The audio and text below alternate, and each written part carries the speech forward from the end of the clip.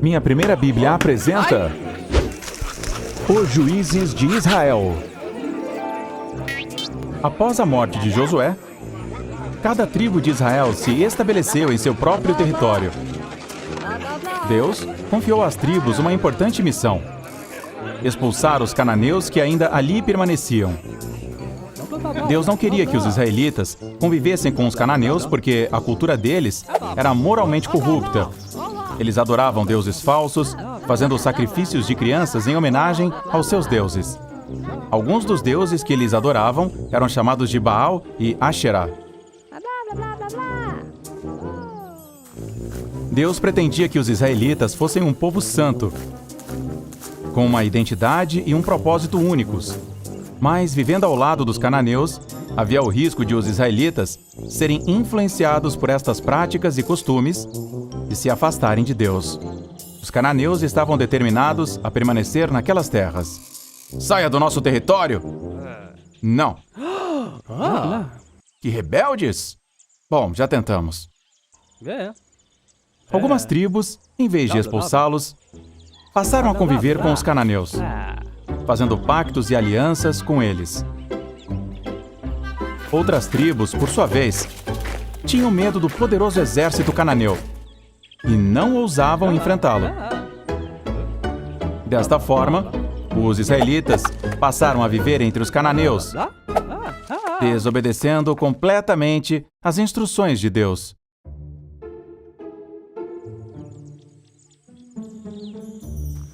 Perto de Gilgal, o anjo do Senhor apareceu entre os israelitas e disse: Meu Deus! Eu os tirei do Egito e os fiz entrar na terra que jurei dar aos seus antepassados. Eu lhes disse que nunca quebrarei minha aliança com vocês e os avisei para não fazerem nenhum acordo ou aliança com o povo desta terra. Mas eles derrubariam seus altares. Mas eles me desobedeceram. Por que agiram assim? Perdoa-nos, Senhor. Nós nos desviamos de seus caminhos e ofendemos a Ti. Tenha piedade de nós. Bem, quero que saiba que não expulsarei os cananeus da sua presença. Eles tornarão suas vidas miseráveis, e seus deuses serão uma armadilha para eles. Quando o anjo do Senhor lhes disse isso, todo o povo começou a clamar em voz alta. Por isso, aquele lugar se chamava Boquim, que significa lugar de choro. Lá, eles ofereceram sacrifícios ao Senhor. As nações que Deus deixou seguras para testar os israelitas foram os filisteus, os cananeus, os de Sidom e os heveus. Os israelitas viviam entre os amorreus e os hititas, os perizeus, os jebuseus e heveus. Deus deixou estas nações como um desafio aos israelitas, com o propósito de testar sua fidelidade e obediência, lhes permitindo permanecer na terra prometida. Já faz muito tempo, a geração que acompanhava Josué morreu. E surgiu outra geração que não conhecia a Deus nem as obras que ele havia feito por Israel. Estes israelitas fizeram o que ofende a Deus. Eles adoravam as imagens de Baal e Asherá. Vivendo com os cananeus, eles começaram a considerar normal a adoração de falsos deuses. Isto irritou tanto o Senhor que ele permitiu que os israelitas caíssem sob a opressão e o domínio do rei da Mesopotâmia. Os israelitas foram forçados a servi-lo como escravos durante 8 anos. Desesperados, eles finalmente clamaram a Deus por ajuda. Deus ouviu seu clamor e trouxe um libertador. Este foi Otniel, o mesmo que se casou com a filha de Caleb. O Espírito de Deus veio sobre ele, e assim Otniel se tornou o primeiro juiz de Israel e saiu para a guerra.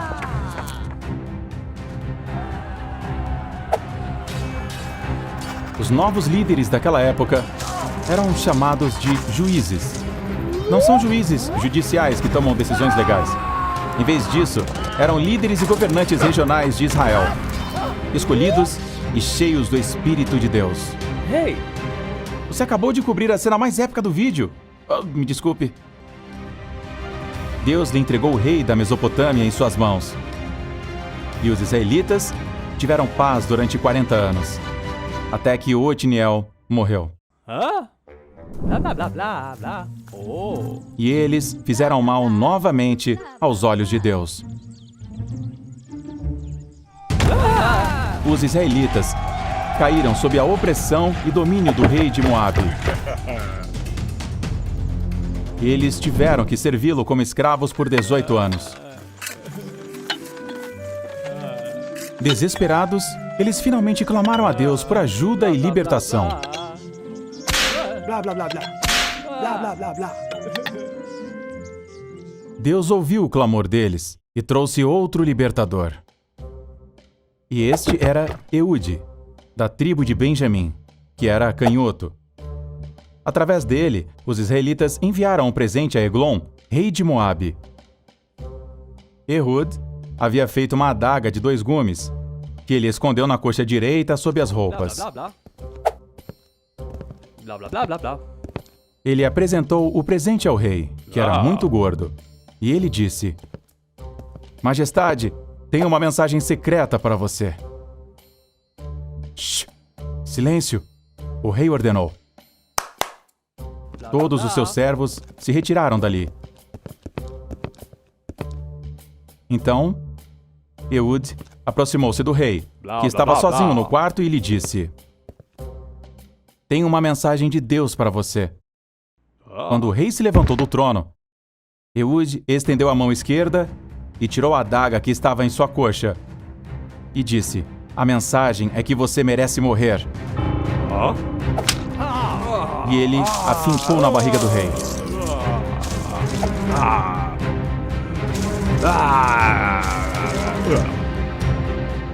Ehud não tirou a adaga, pois estava completamente coberta pela gordura. Ele então trancou a porta do quarto e escapou pela janela. Quando os servos do rei chegaram, vendo que a porta do quarto estava trancada, disseram: Talvez ele esteja se aliviando. Blá, blá, blá, blá, blá. Blá, blá, blá, blá, blá. Então Ehud tocou a trombeta.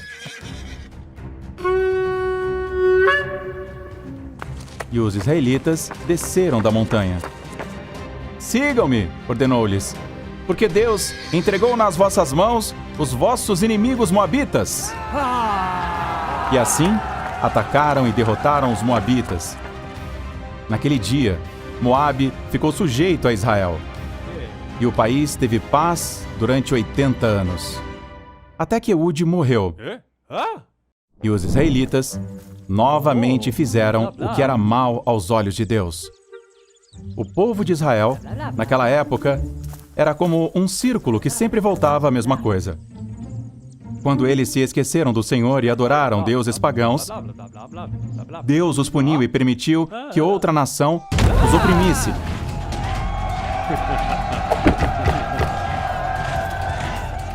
Quando o povo se arrependeu de seus pecados e clamou a Deus, ele enviou um juiz para libertar o povo da opressão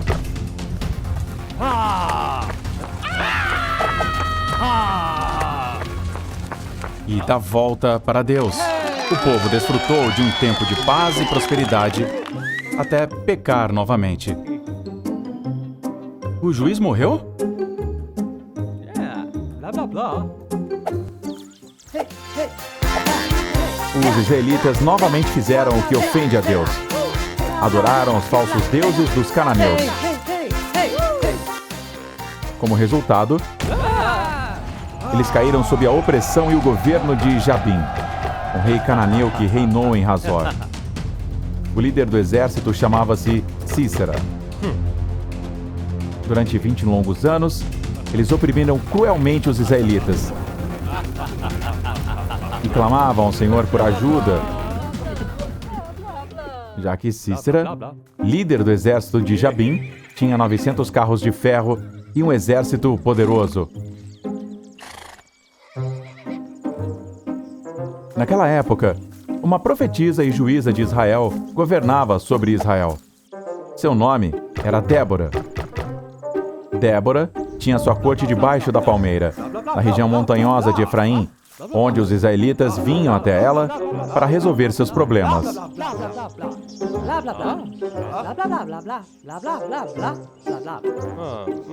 Um dia, chegaram as informações a Débora sobre o sofrimento dos israelitas, a mando dos sanguinários exércitos de Sísera.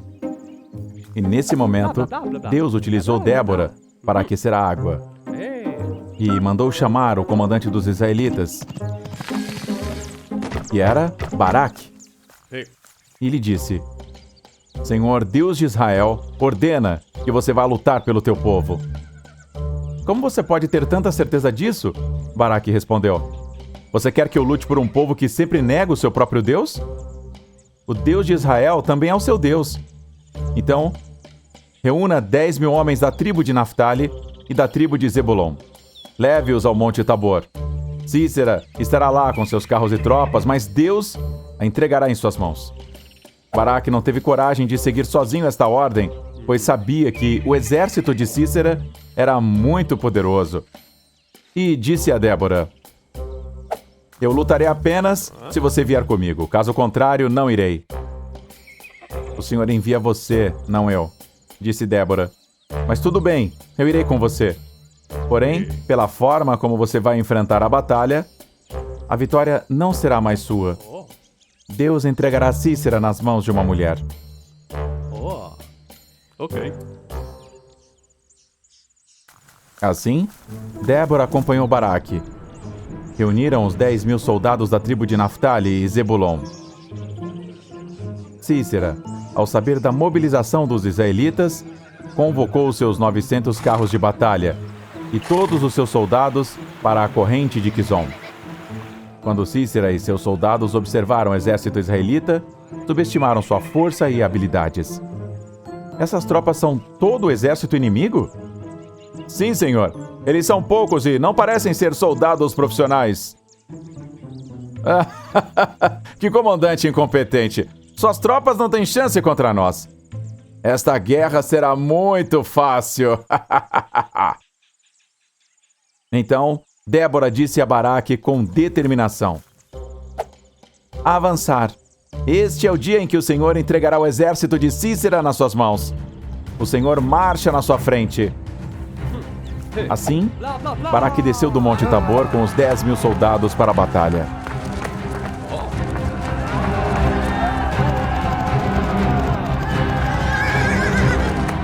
Do avanço de Baraque, o Senhor fez com que o exército de Sísera fosse desmantelado.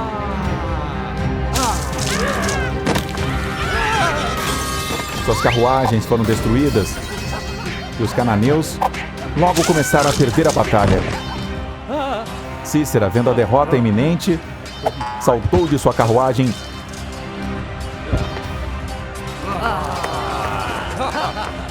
e fugiu a pé da batalha.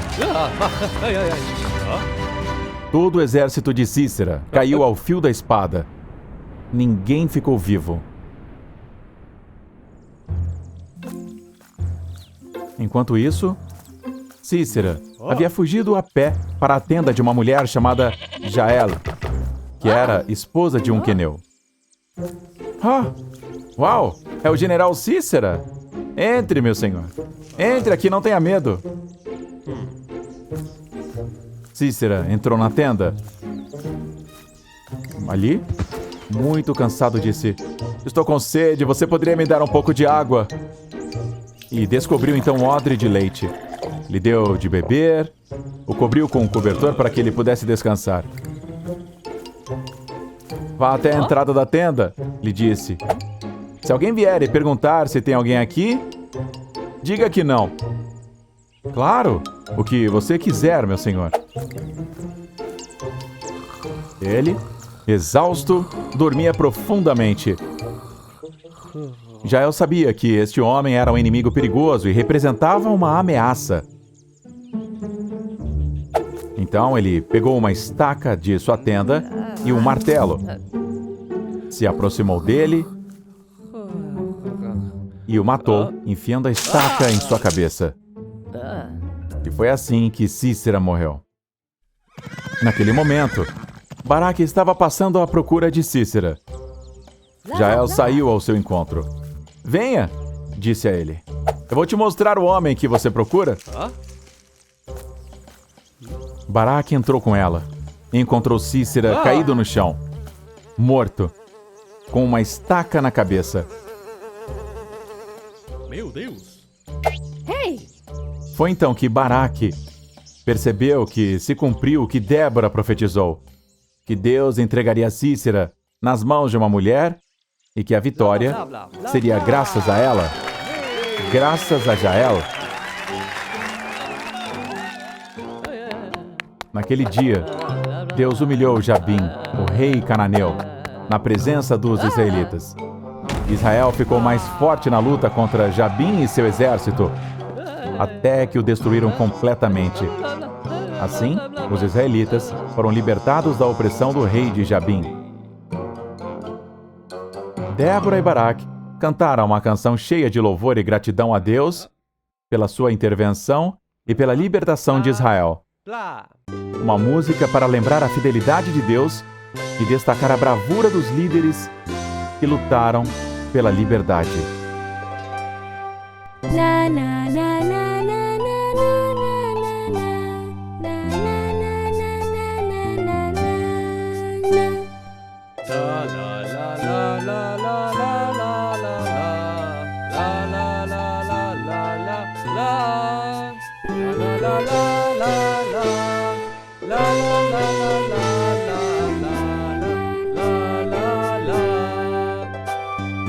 Se inscreva, comente, deixe seu like e siga a gente nas nossas redes sociais.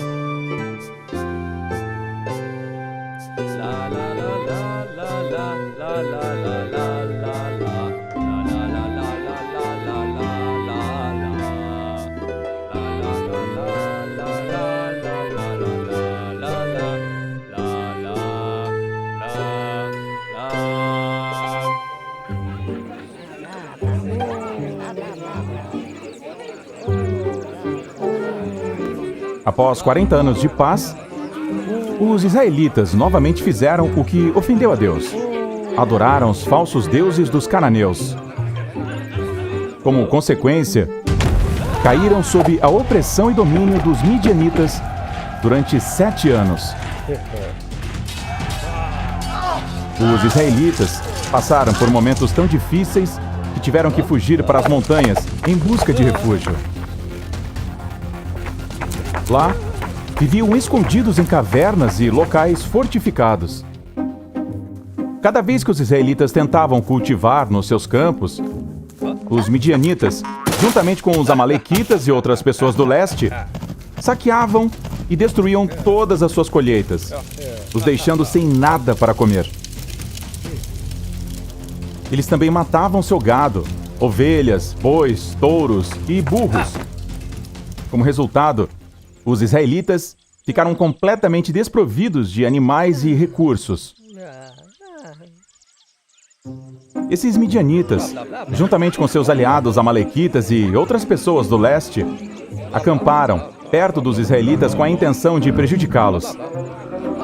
Ele e seus camelos eram incontáveis, parecendo enxames de gafanhotos.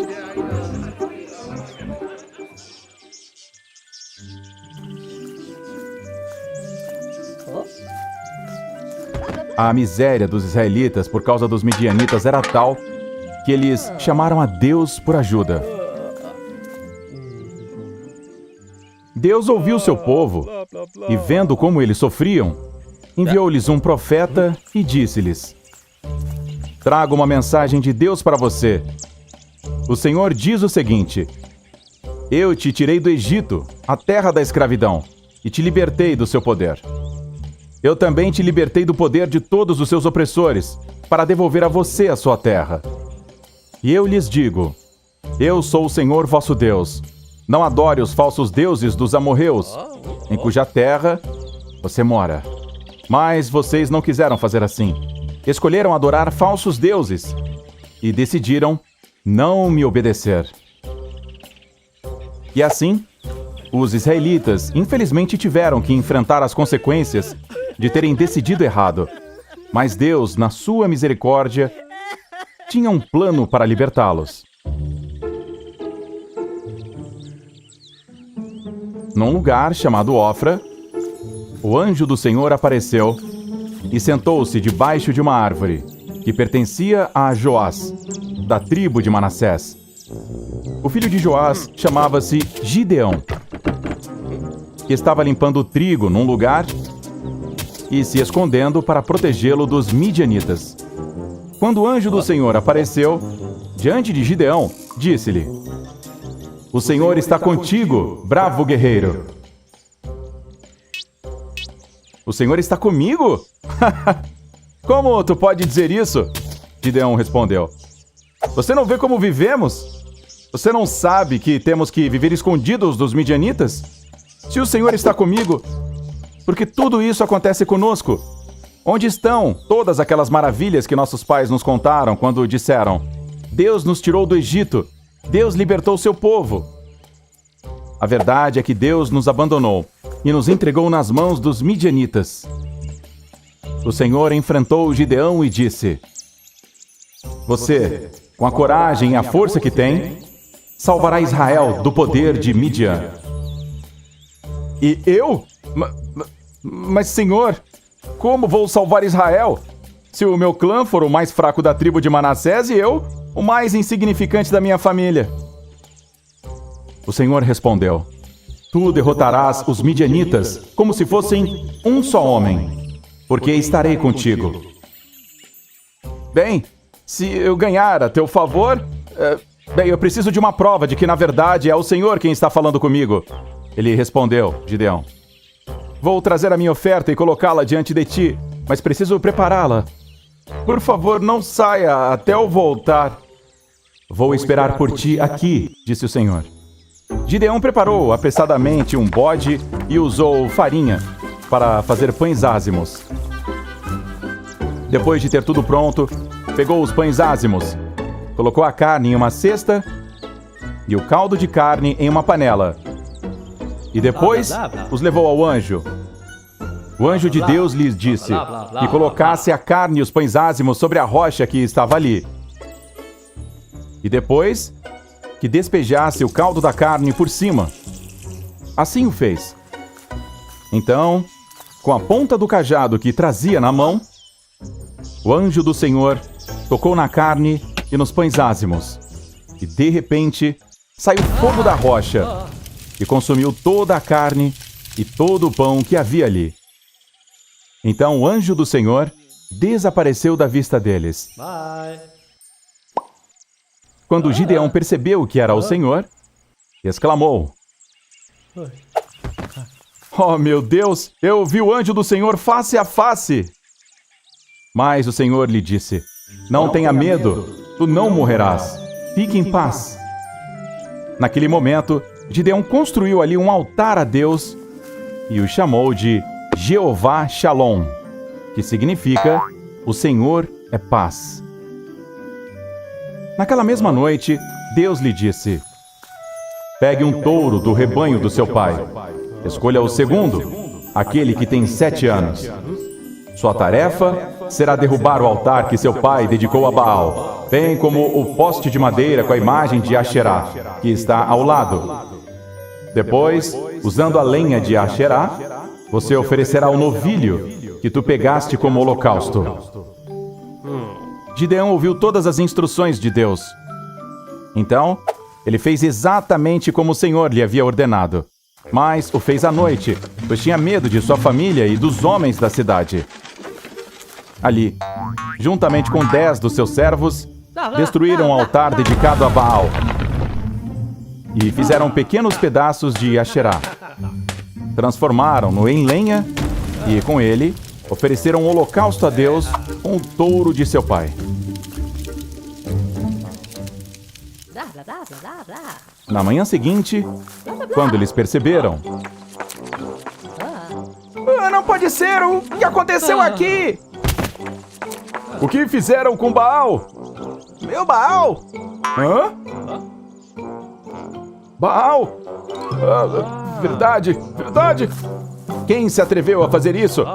Todos se perguntavam com raiva. Depois de investigarem, chegaram à conclusão que era Gideão, filho de Joás. Blá, blá.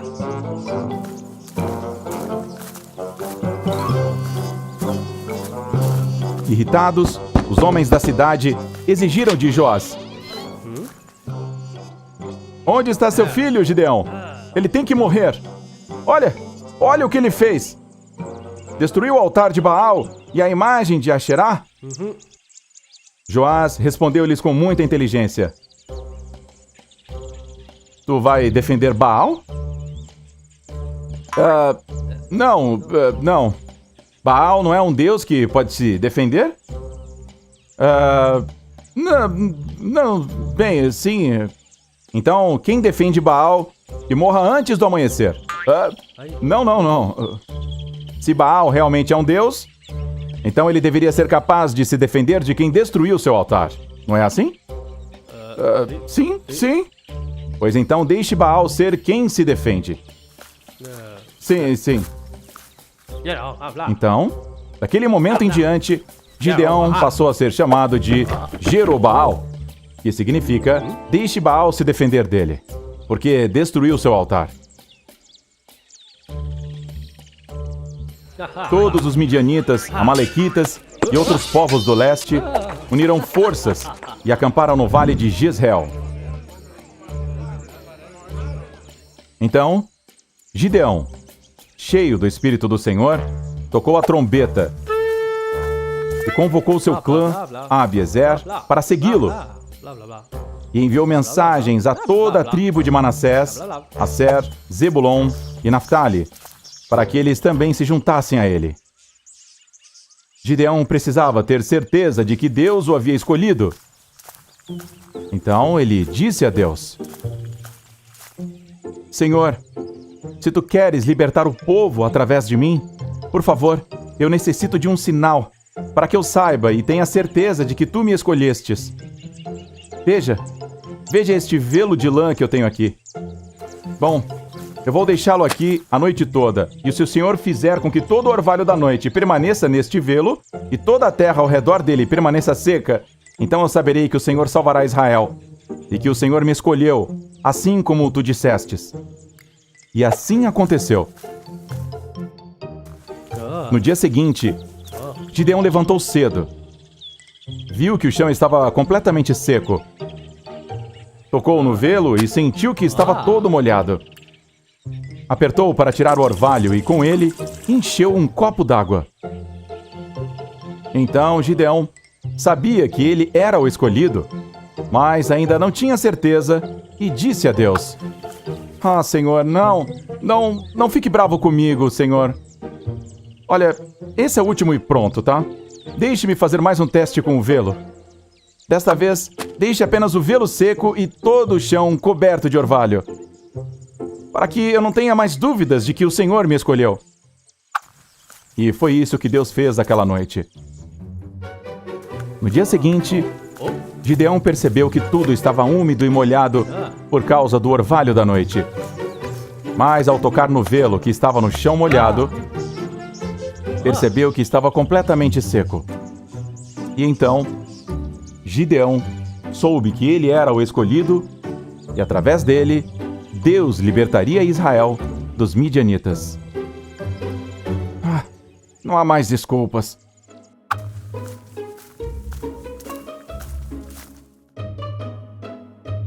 Jerobaal, mais conhecido como Gideão, conseguiu reunir 32 mil homens prontos para lutar ao seu lado.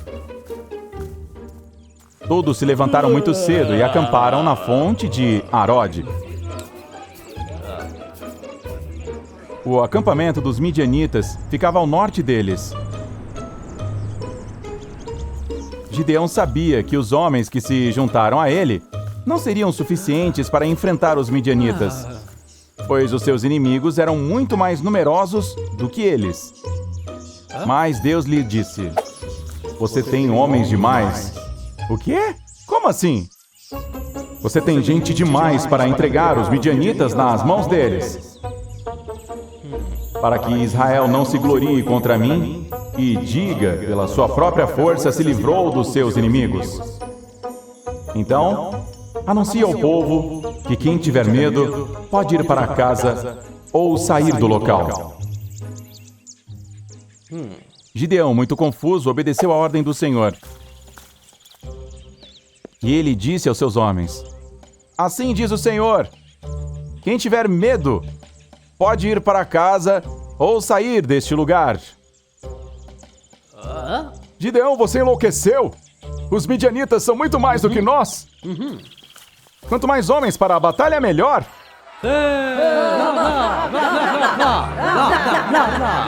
Ah, sim, estou indo embora. Não quero morrer nesta batalha. Assim, 22.000 homens voltaram para casa, restando apenas Gideão com 10.000 homens. Gideão, muito preocupado, sabia que 10.000 homens não eram nada contra o exército dos midianitas e seus aliados. Mas Deus lhes disse: Você ainda tem muitas pessoas. Quê? Desça com eles até o rio e diga-lhes que bebam da água. Lá eu direi quem irá contigo e quem não irá.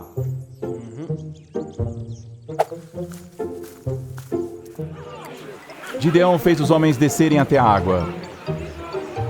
Depois lhes disse que bebessem água do rio, e Deus lhe disse: Preste muita atenção, Gideão. Os homens que bebem a água, igual cachorro, separam-nos dos homens que se ajoelham para beber. Assim os dividiu.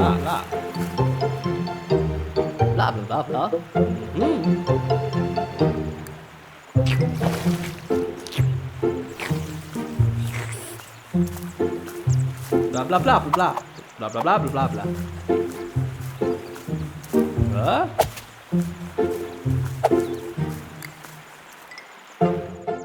Apenas 300 homens beberam a água, levando-a das mãos à boca. Todos os outros se ajoelharam para beber. E o Senhor lhe disse: Com aqueles 300 homens que beberam a água, eu os salvarei. Entregarei os midianitas em suas mãos. O resto dos homens, deixe-os voltar para suas casas. Com 300? Então assim, Deus lhe havia dito. Gideão mandou o restante dos homens para suas casas, Blá, blá, blá. mas reteve os 300, Blá, blá, blá, que se encarregaram das provisões e das trombetas dos que iam embora. O acampamento midianita estava localizado no vale abaixo de onde os israelitas estavam.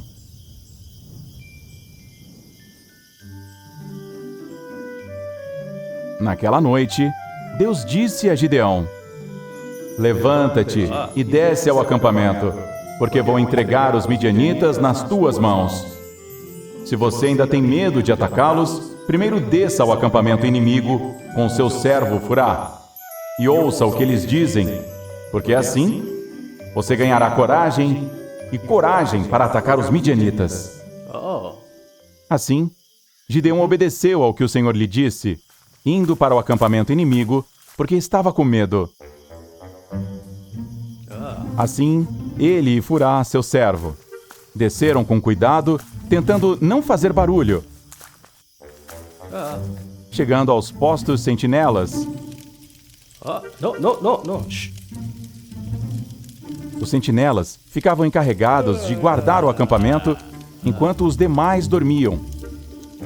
Gideão e Furá chegaram justamente no momento em que um homem contava seu sonho ao companheiro.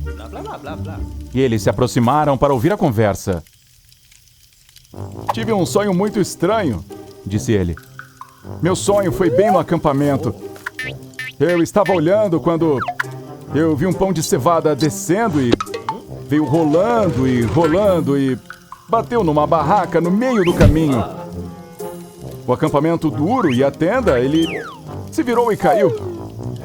Ao ouvir isso, seu companheiro respondeu: Isso é ruim, isso não significa nada além da espada do israelita Gideão, filho de Joás. Deus entregou os midianitas e todo o acampamento nas mãos deles. Isso não pode ser. O que vamos fazer? Blá, blá, blá, blá, Quando blá. Gideão ouviu a história do sonho e sua interpretação, ele caiu no chão em adoração. Blá, blá, blá.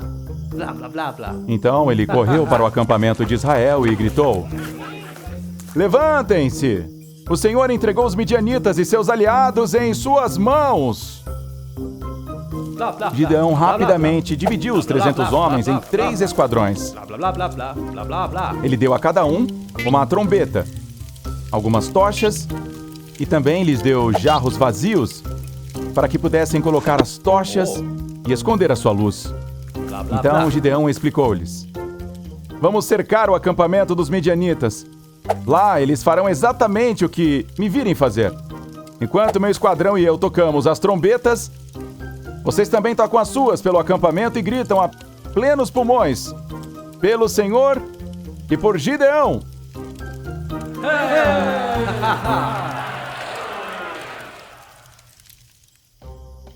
À meia-noite, Gideão e os 100 homens que estavam com ele chegaram fora do acampamento midianita durante a troca da guarda.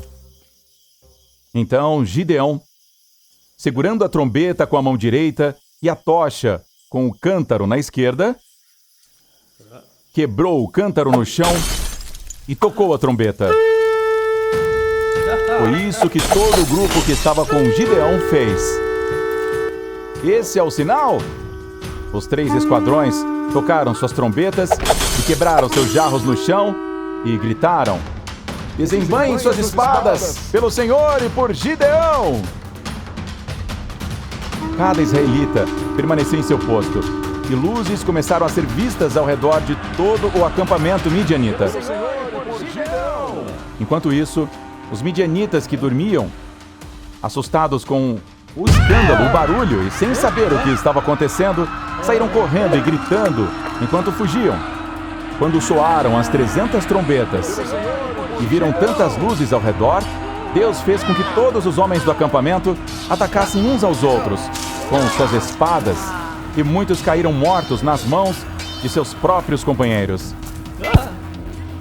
Quem é você? Você é um inimigo!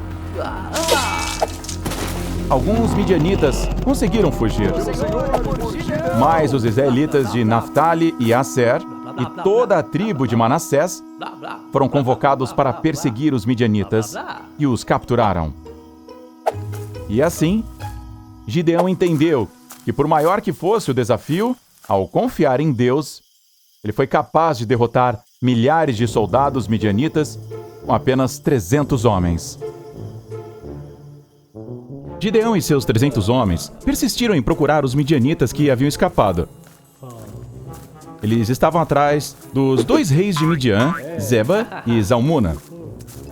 Cansados da perseguição, chegaram a Sucote, e Gideão pediu aos oficiais daquele lugar que dessem pão aos seus soldados que estavam exaustos. Porém, os oficiais de Sucó recusaram, dizendo: eles já capturaram Zeba e Zalmuna? Por que deveríamos dar pão aos seus soldados? Gideão respondeu: Está tudo bem. Quando o Senhor me der Zeba e Zalmuna, você morrerá. Dali foram até Peniel e Gideão pediu a mesma coisa. Mas os de Peniel deram a mesma resposta. Por isso avisou aqueles homens: Quando voltar vitorioso, demolirei sua torre.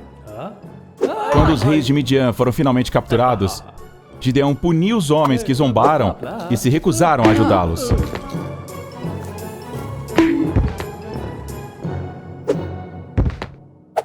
Após a vitória sobre os midianitas, os israelitas pediram a Gideão que os governasse.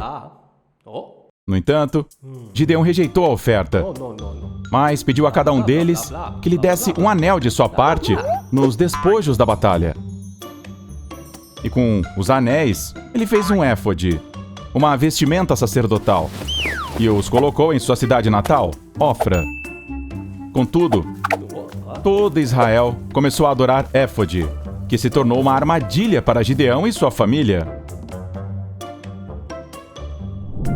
durante 40 anos. Enquanto Gideão viveu, Israel esteve em paz. Morreu em idade muito avançada e foi sepultado em Ofra, com seu pai Joás. Gideão teve 70 filhos, pois tinha muitas esposas.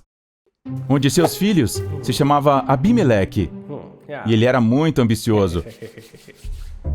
Queria governar a cidade de Siquém. Então ele contratou alguns bandidos sem escrúpulos e assassinou todos os seus irmãos, para que não houvesse mais candidatos para governar Israel. Mas havia um irmão, o mais novo, chamado Jotã, que ele conseguiu se esconder e escapar. Jotã alertou os habitantes de Siquém que escolhessem Abimeleque como seu líder. Isso poderia levar à destruição e ao conflito. E assim aconteceu. Abimeleque já governava Israel há 3 anos, quando Deus colocou um espírito maligno entre Abimeleque e os habitantes de Siquém, que se rebelaram contra ele. Isso por ter matado os filhos de Gideão. Abimeleque soube que os habitantes fugiram para uma torre forte e se trancaram ali. Ele foi até a torre para atacá-la, mas ao se aproximar da entrada para atear fogo, uma mulher jogou uma pedra de amolar em sua cabeça e quebrou o seu crânio. Meu Deus! De imediato, ele chamou seu escudeiro e ordenou: "Pegue sua espada e me mate, para que não falem de mim. Uma mulher me matou." Então, seu escudeiro o esfaqueou com sua espada e ele morreu. Foi assim que Deus puniu Abimeleque pelo crime que cometeu contra seu pai, matando os seus 70 irmãos.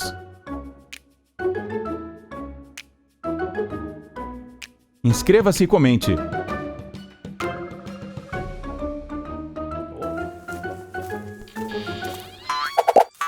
A promessa de Jefté.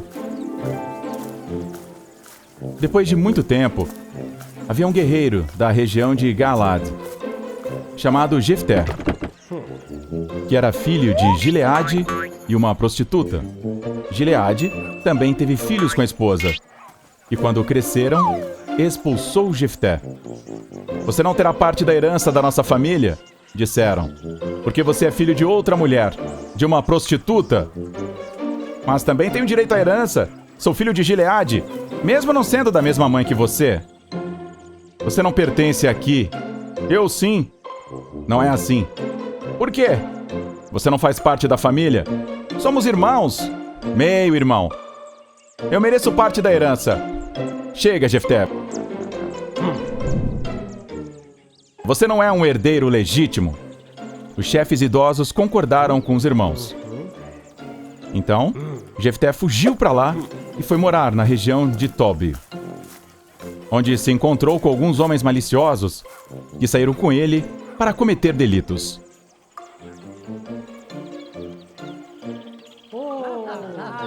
Os israelitas novamente fizeram o que era mal aos olhos do Senhor.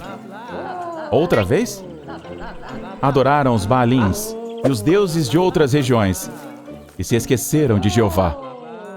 Isso irritou o Senhor. Ele permitiu que caíssem sob o domínio dos amonitas e dos filisteus, que oprimiu cruelmente os israelitas durante 18 anos. Eles destruíram e subjugaram todos os israelitas que viviam em Gileade e os que viviam do outro lado do rio Jordão. Eles também cruzaram o rio para lutar contra as tribos de Judá, Benjamim e Efraim. Os israelitas se encontraram numa situação de extrema angústia. Então eles clamaram ao Senhor: "Salva-nos, Senhor! Pecamos contra ti ao abandonar nosso Deus e adorar os ídolos de Baal." O Senhor respondeu: "Tu fostes oprimido por várias nações. Clamou para que eu te ajudasse. Eu não te libertei delas? Mas tu me abandonou e adorou outros deuses. Portanto, não vou salvá-lo novamente. Vá e clame aos deuses que tu escolheu, que ele os liberte de sua aflição." Mas os israelitas responderam: "Nós pecamos. Faça conosco o que achar melhor, Mas nós te imploramos, por favor, que o Senhor nos salve. Assim, os israelitas se livraram dos deuses estrangeiros entre eles e adoraram o Senhor. Blá, blá, blá, blá, Blá, blá, blá. blá, blá, blá. O Senhor, na sua misericórdia, não pôde mais suportar o sofrimento de Israel. Blá, blá, blá, blá, blá, blá. Quando os amonitas acamparam em Gileade, os israelitas se reuniram e acamparam em Mispá. Os líderes e o povo de Gileade disseram uns aos outros: quem iniciar o ataque contra os amonitas será o líder de todos os que vivem em Gileade.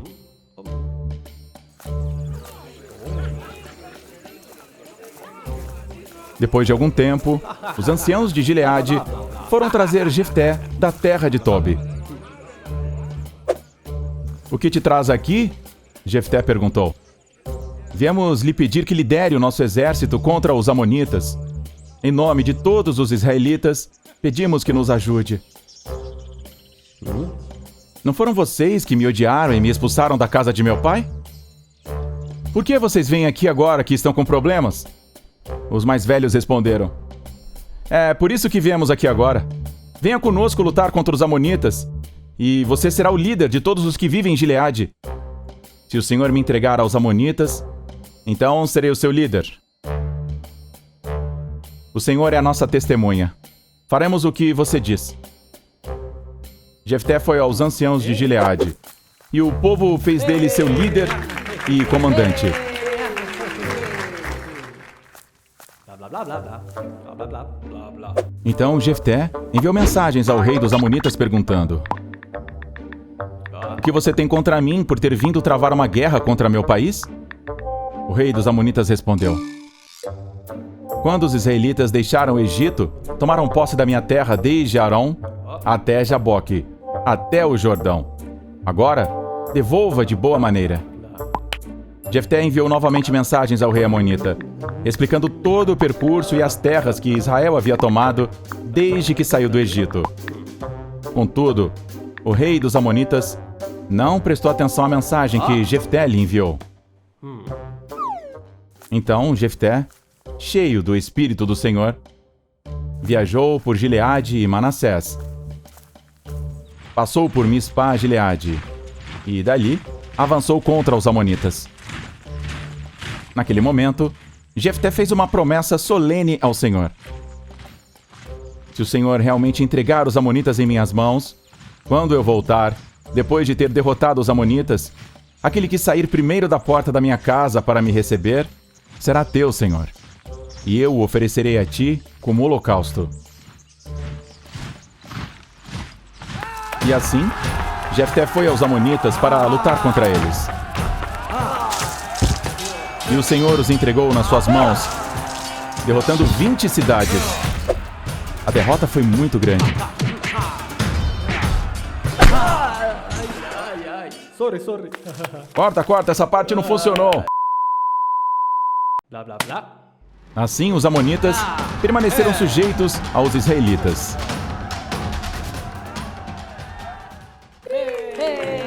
Quando Jefté finalmente voltou para sua casa em Mispá, ele ficou muito orgulhoso ao voltar para casa. E de repente, sua filha saiu para cumprimentá-lo, dançando ao som dos pandeiros. Ela era filha única, pois Jefté não tinha outros filhos. Quando Jefté a viu, lembrou-se da promessa que Deus fez, de entregá-lo à primeira pessoa que saísse para recebê-lo. Então, rasgou a roupa e chorou, exclamando: oh, minha filha, você me destruiu completamente. Você é a causa do meu infortúnio. Prometi algo ao Senhor e não posso voltar atrás. Jefté contou à filha qual era a promessa. Blá, blá, blá, blá. Meu pai, respondeu ela, o Senhor deu a sua palavra ao Senhor. Faça comigo de acordo com seu juramento. Já que o Senhor lhe entregou os amonitas em suas mãos. Mas conceda-me esse único pedido, acrescentou ela. Como nunca vou me casar, dê-me 2 meses para me retirar para as montanhas e chorar lá com os meus amigos. Tá tudo bem, minha filha, você pode ir, ele respondeu. E ele permitiu que ela saísse por 2 meses. Ela e suas amigas foram para as montanhas. E ela chorou porque nunca se casaria. Depois de 2 meses, ela voltou para o pai e ele fez com ela conforme a sua promessa. Por isso, é importante pensar bem antes de fazer uma promessa. Uma decisão impulsiva pode ter consequências significativas e afetar quem amamos, assim como a promessa de Jefté.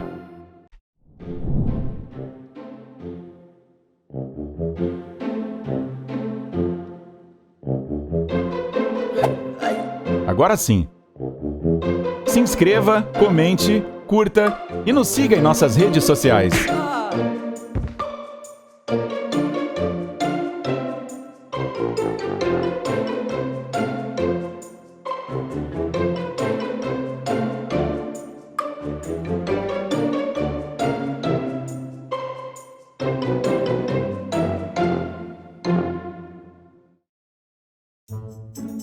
Ei!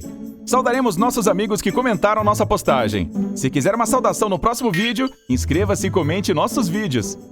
As seguintes saudações são para Bruna Barreto, Henry, do Rio de Janeiro, Cabo Frio, Sara e Thalita, Daniel e Melina, Isabel e Manuela, Alícia, Isaac e Lívia de Itajubá, Luca e também a Jasmin, a Esther do Rio Grande, o Heitor Luca de Portugal, Isaac, Rebeca e Miguel, a Sara, Samuel e Isabelle, Pedro Henrique de Boriticupu, Sofia, Ceará, Graciane, Wagner e também Diana, Yuri Cardoso, Larissa e também a Raíssa, o João Gabriel de Ouricuri, Pernambuco e também a Julie. Muito obrigado pelo carinho de vocês! E até a próxima! Tchau!